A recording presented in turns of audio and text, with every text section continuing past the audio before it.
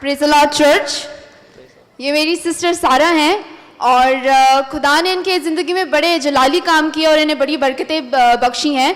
और इनकी गवाही ये है कि प्रीवियसली जिस कंपनी में काम कर रही थी वो भी काफ़ी अच्छी कंपनी थी, पर इनको रिसेंटली एक नई जॉब मिली है जिसका इनको खुद को नहीं पता था कि कैसे इनकी सीवी वहाँ गई हैं। और basically it's a design company और इनका कोई बैकग्राउंड नहीं है डिज़ाइन से या तो आर्किटेक्ट से, बट खुदा ने इनके लाइफ में जलाली काम किया और इनको जलाली तरीके से उस कंपनी में लेके गए हैं और इनको अच्छा पैकेज वहाँ पर ऑफर हुआ है। तो ये आज खुदा के नाम को जलाल देने आज यहाँ पर आई हैं। जोरदार तालियां बजाएं और यीशु के नाम को जलाल दें।